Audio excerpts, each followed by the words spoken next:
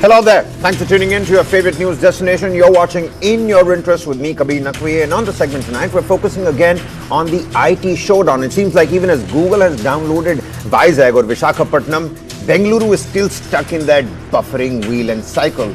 Well, tonight we've set our sights on two southern states that are slugging it out in $1 billion brawl that's rewriting India's digital destiny, if you could put it that way. After Google dropped a $15 billion bombshell, planting its massive AI hub in Visakhapatnam, the opposition in Karnataka is blaming the Congress government in the state for missing out on the deal. Andhra's IT Minister Nara Lokesh says, if they're inefficient, what can we do? Whilst Karnataka counterpart Priyank Kharge had, on an earlier occasion, called Andhra's overtures to IT firms in Bengaluru as desperate scavenging. He'd also come out and said that traffic on the streets of Bengaluru means that's a good sign of growth. Now, in Karnataka, this is how the opposition is reacting. JDS leaders are howling that criminal negligence under the Congress regime handed this Google and the massive economic boost to Andhra Pradesh on a silver platter. Is Bengaluru's crown slipping into the dumps, or is this healthy rivalry turbocharging India's tech race? Now, take a look at this. Why Google mapped its destination as Vizag? Chief Minister Chandrababu Naidu, the architect who turned Hyderabad into a tech beacon, has lured Google with a master stroke. The 2024 data center policy that ticked every box. It subsidized land, offered plug-and-play infrastructure, and gave tweaks to union policies secured at the highest levels. So, the question you may ask, why Vizag? Well, it has offered 500 acres primed across Visakhapatnam and Anakapali, a coastal perch perfect for subsea cable landings that supercharge global connectivity, and a robust renewable energy backbone to fuel this entire green giant. Now, let's also zoom in on the prize that's got everyone salivating. Google's 1 lakh crore rupee AI hub, the largest outside of the United States. It will be gigawatt scale, hyperscale data centers sprawled across 3 Vizag locations. There will be a brand new international subsea cable gateway anchoring India's digital spine, co-investments with Adani for round-the-clock clean energy, and Airtel as the connectivity kingpin. Now, what will be the economic ripple? Well, it will be a massive one, let's tell you that. And for starters, a whopping 10,000 crore rupee in annual state revenue, a 10,518 crore rupee yearly GSDP jolt from 2028 to 2032, 5 years over there, 5,000 to 6,000 direct jobs exploding to 30,000 total, and 1.8 lakh jobs annually in that golden window of 2028 to 2032. Plus, rupees 47,000 crores in spillover benefits over the next 5 years. Vizag's not just winning here, it's rebranding itself as India's AI and connectivity mecca, with Civic, Meta, Adani, and others queuing up for parallel plays. But hold on, is Andhra truly storming the castle and toppling Karnataka's IT throne? Not quite yet. Bengaluru still reigns supreme. Let's not make any bones about that. Powering 65% of India's aerospace and defense sector, it boasts of 8.5% GDP growth trajectory through till 2035, the fastest on the planet. And it's a magnet for 25 lakh engineers and 2 lakh foreign nationals. The outer ring road tech belt cradles 500 plus companies, 10 lakh plus jobs, and 1.5 lakh crore rupees in exports. Icons like the Ratan Tata Innovation Hub and Infosys Global Education Center keep the innovation fires blazing. This rivalry isn't a knockout. It's a wake-up call. A months-long simmer that's boiled over into political inferno, pitting Naidu's double-engine bullet train against Siddaramaia's stumbling giant. But for Bengaluru, the challenge now is twofold.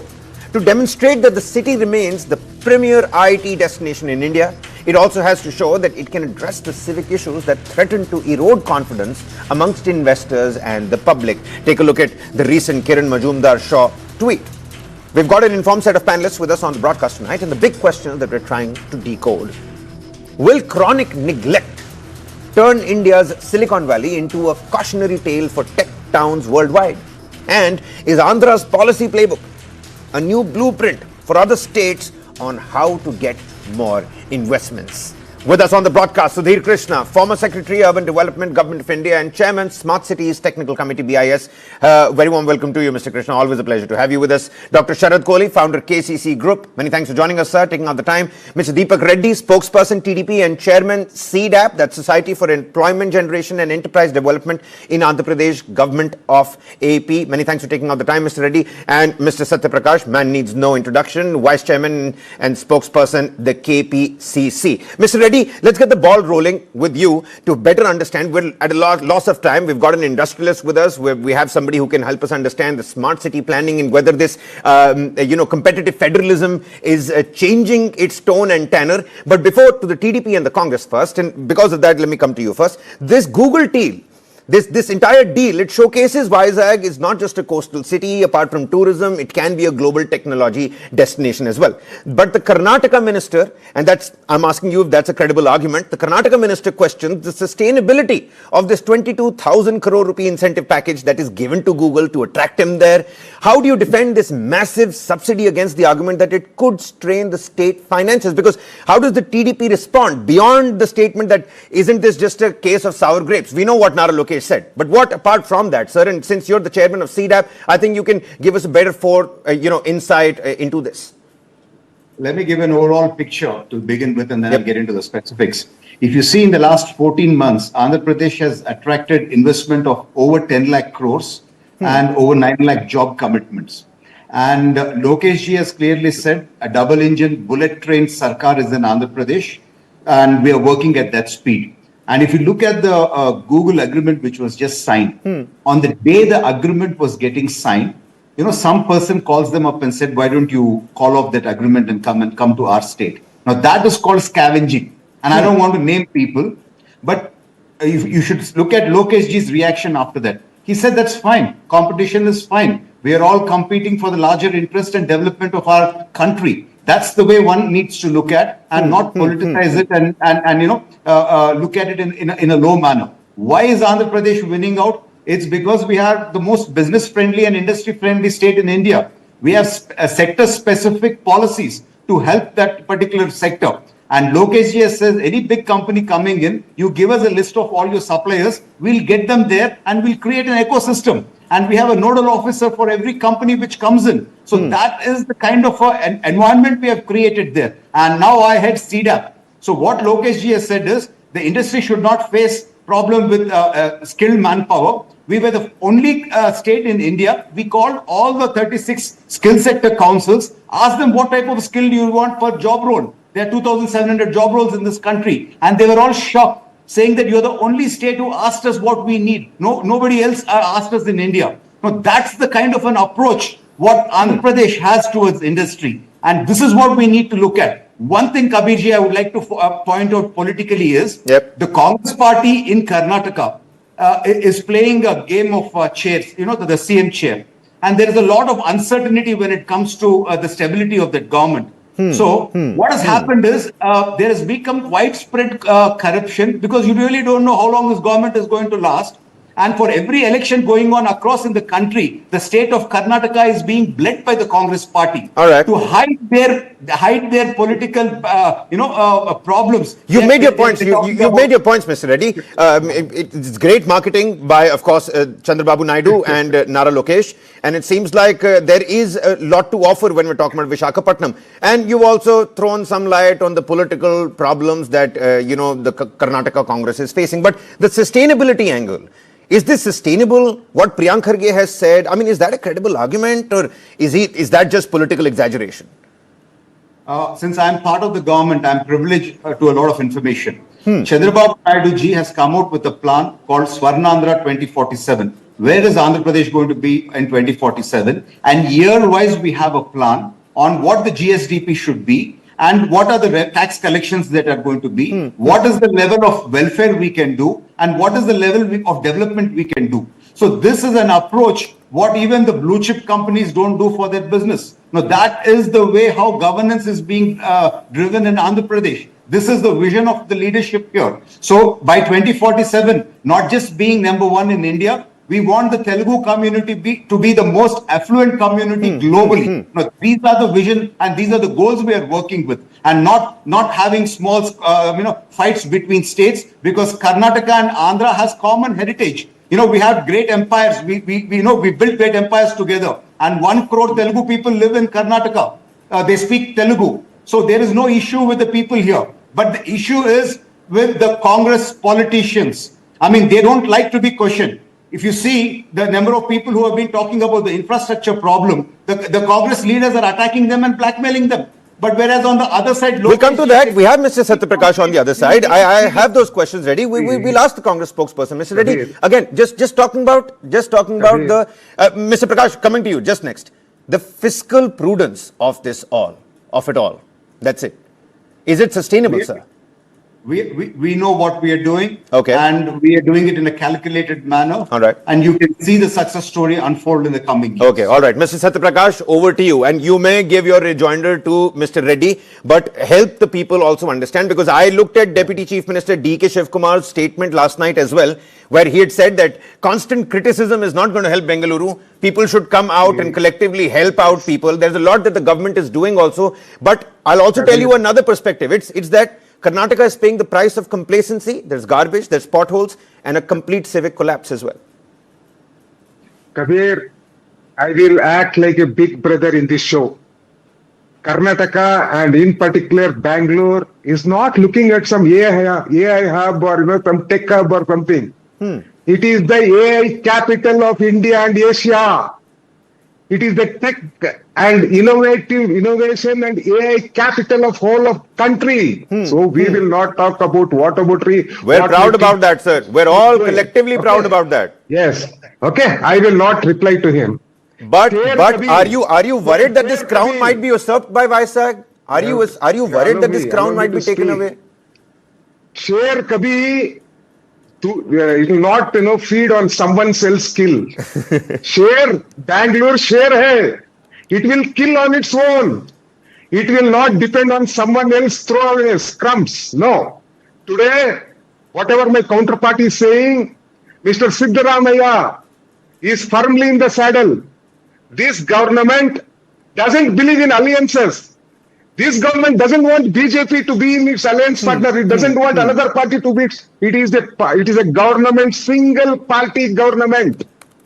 Okay? Yeah, so please understand. The same Google and ask a question saying that in when the you, state when of you India, spoke, Mr. the game of chess is Mr. Reddy, let him have his word. No, we're already short of time. We've got Mr. Krishna, we've got Dr. Kohli also with us. Like a gentleman. When you spoke, I never spoke. I behaved like an elder brother, big brother. And Bangalore is the big brother of IT industry in this country and whole of Asia. Please understand. Okay. Now you are talking about big things. We didn't go to Davos. Your government went to Davos. The whole captains came to Bangalore. That is the strength of Bangalore. More than 10 lakh investments have been already there in Bangalore. Bangalore and Karnataka has received the second highest FDI in this country. It is contributing to nearly 45 to 50% of the total IT jobs in this country. It contributes to around 40 to 45% of total IT exports in this country. Where are you and where is Bangalore and where is Visakhapatnam? You are comparing, what are you comparing? You are comparing a jackal to the lion. But with due regards, I never wanted to speak anything against your state. Because after all, you talked about Vijayanagar Kingdom. Hampi, the capital of Vijayanagar Kingdom was and is in Karnataka. You should not forget. Okay, so whenever you talk, we are all. Okay, Mr. Prakash, your opening comments, well registered. You've made pertinent points, great braggadocio statements. Let me also tell you at this point in time that we're all proud of what Bengaluru is, and it still is the powerhouse. But the question is, in this IT showdown, is that crown shifting? Has Bengaluru become a little bit complacent? Let me put it this way, Mr. Prakash, and then I have other panelists to go to as well. Sir, wait, let me put it. How does the government of Karnataka plan to permanently resolve these chronic infrastructure issues? Are you acknowledging and accepting that there are chronic infrastructure issues that do need some sort of, a focused attention? Why do some people throng to a city? Why Vizag is not having that problem? Why Vijayawada is not having that problem? Why are people of India thronging to Bangalore on a day-to-day basis? Because it is the most happening IT city in whole of Asia, not only India. It is giving the highest jobs in this country for IT, AI, and all tech-related jobs. We have some issues. I'm not telling no, and we will not run away from the issues. All right. We have a commitment to the people of Bangalore. We don't have commitment to TDP. We will solve all the issues. There are issues, traffic issues are there, infrastructure issues are there. Infrastructure issues will be solved over a period of time. It cannot happen, in a tweet. Okay. Some CEO tweeted, I said it right in the beginning, sir. I said it right in the beginning that people were empathetic with what Deputy Chief Minister had to say. And he had a credible point. Constant criticism is not going to help anybody. But Kiran Majumdar-Shaw, TV Mohandas Pai, I mean, these are both icons of Bengaluru itself. Them calling out civic failures publicly, isn't that a problem? Isn't that a point of concern? See, what I'm telling Kabir is, we have issues. Okay. The corporate should sit down with the government. It should not dictate the government on public policy. It should collaborate with the government. If an industrialist who has got everything from Bangalore for the past 25, 30 years, they got land at cheap rate, they got electricity, they got tax havens, everything they got. But today, speaking ill of the brand Bangalore, which has given you everything, what is it going to solve? All right. You are belittling your own city, which gave you all the wealth. So what I'm suggesting is, and requesting the captains of the corporate world is, come sit down. Problems will be there, but we should not run away from problems. We should solve the problems in the interest of people. What do you say to the one investor that Kiran Majumdar-Shaw cited who had seen the garbage and the broken roads and the potholes, and he was really miffed at that? Now, I'm not saying all corporate captains would be worried about that, but that did irk a particular corporate captain, and who's to say it won't irk others as well. But your initial points taken, sir. We'll come back. Let me introduce, Mr. Krishna as well. Just 10 seconds. Just 10 seconds. Instead of tweeting, she can pick the telephone and call the CM and DCM. No. She can call the DCM. No. He will solve it in 15 days, 10 days. But what is the use of tweeting and bringing bad name to the city which gave you everything is my point of view. Yeah, what were you doing for so many years? Okay, all right. Mr. Reddy and Mr. Satyaprakash, let's bring in the former Secretary of Smart Cities, Mr. Krishna, let me come to you.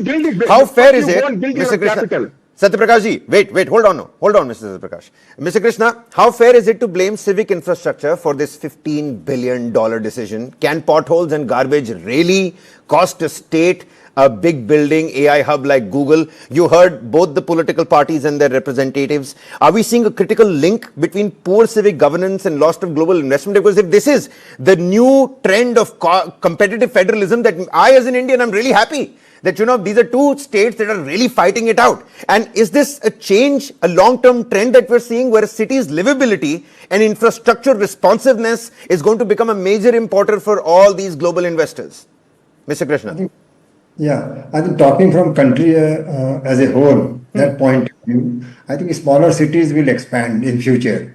The cities like Mumbai, Kolkata, Chennai, Bengaluru, they have grown, and it doesn't mean that other cities should not grow. Smaller cities like Indore, like Ahmedabad, Pune, and Pune was also small, it has become big, and Vizag, and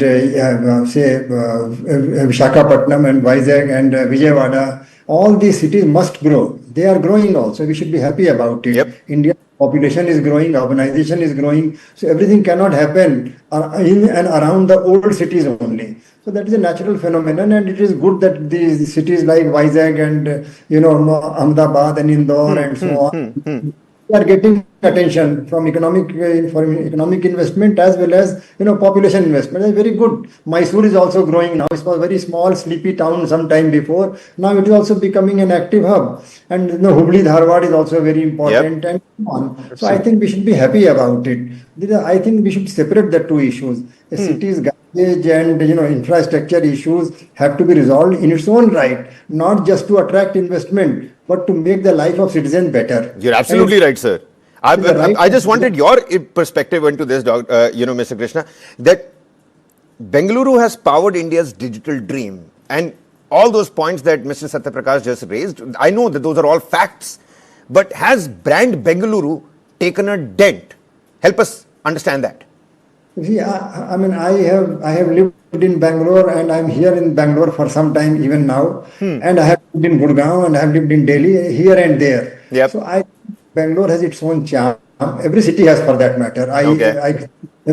So Bangalore has its own great charm. Look at that smile on Mr. Satyaprakash's face. Bengaluru has its own charm, and the man starts smiling. I tell you further, I went to Hyderabad. It was very impressive. Hyderabad was a pleasure. I have admired Vizag. It is developing beautifully, beautifully in all respect, and so on, so on, so forth. So we should be proud of our cities. But the picture you are showing is also a fact of life, and it's not a good fact of life. The potholes and so on, these are all fillable, doable, no? All infrastructure issues are solvable. It doesn't require very Herculean effort. It doesn't require to attract huge investment to keep the city clean. Local governance has to improve.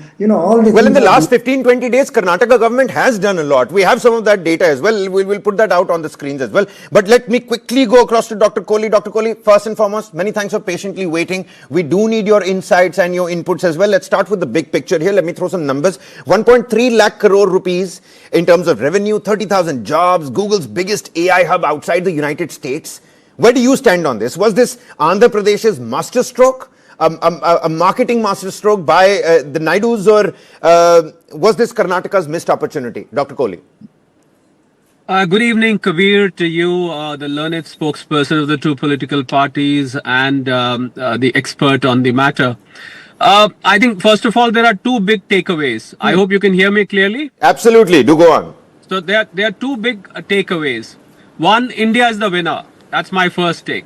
Well, the country is a winner. The second biggest campus of Google for AI coming out in India. I think that is my larger takeaway. And second big takeaway is that if this competition and debate happens, this competition and debate is healthy.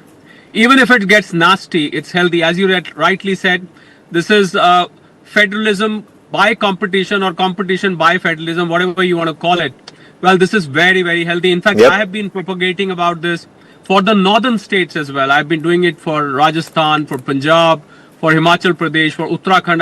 I've been advocating about this. Let this competition come, so long it remains healthy, so long it doesn't get abusive, so long it doesn't get nasty. This is all good. Now, let me give you another interesting picture. You know the boardroom discussion, when such a decision is taken. I'll give you some of the pointers of any boardroom discussion. When you choose a place, Mr. Sundar Pichai and his board must have gone through deliberations. You agree with that? So let me tell you the pointers which are there. Now, when it comes, political stability is the first, and you'll be surprised.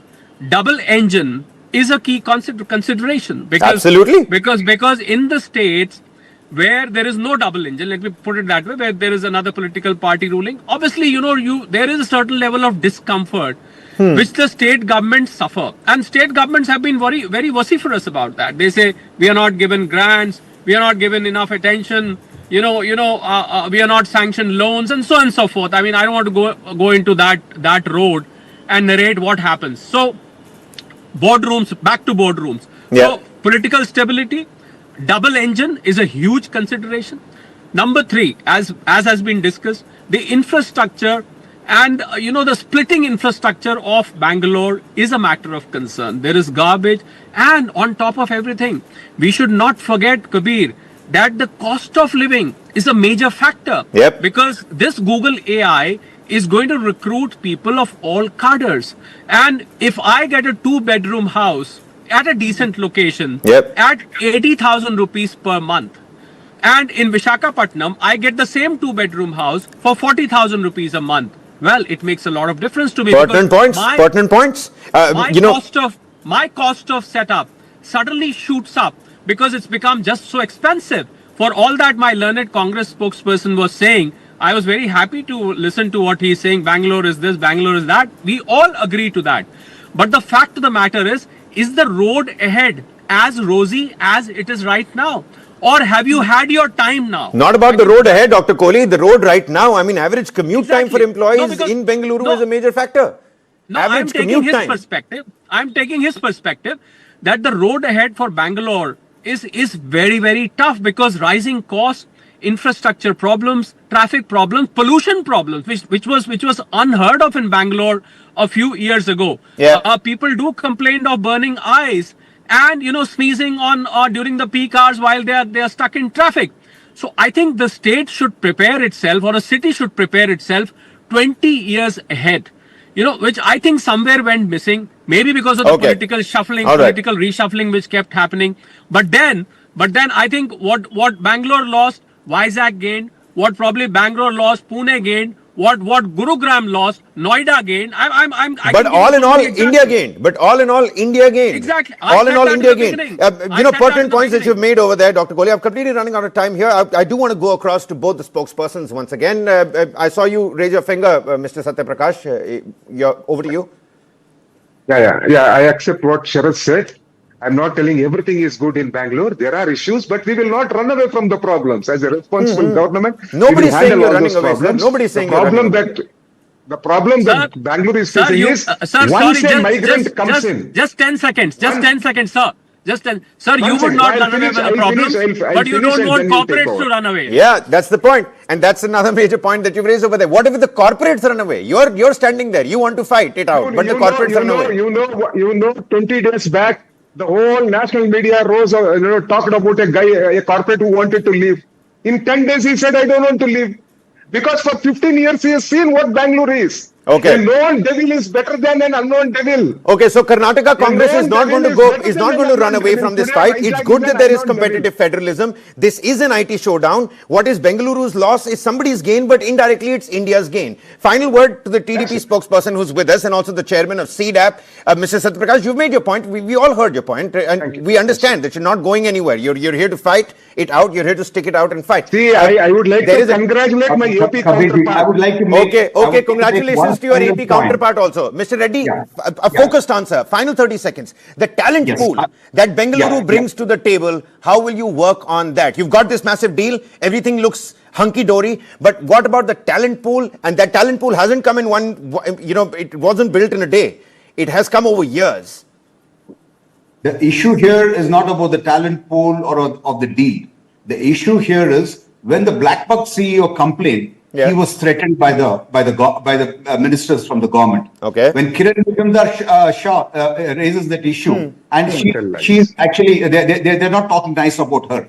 Similarly, Mohandas Pai has said, and they are not talking nice about them. Okay. So, n number of business people and citizens are raising this issue. Now Which is what Mr. Kohli, Dr. Kohli told us, that once you have the double engine, these kind of problems get ironed out. 1 second, I'm almost done. You can see little children putting out videos. Now, are they going to go threaten those little children also? It is the attitude of that government.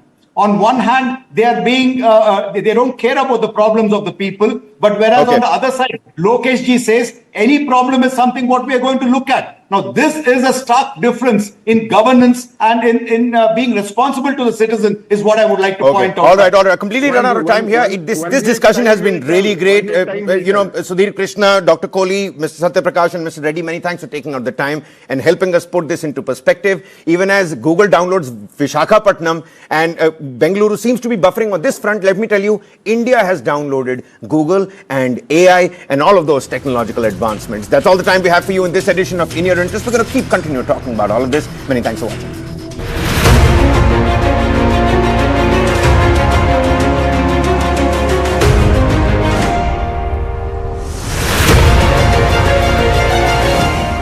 Associate sponsor bank of Baroda के संग त्योहार की उमंग।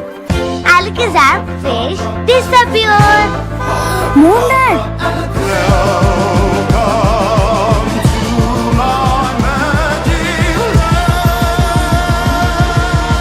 Smooth, silent, seamless.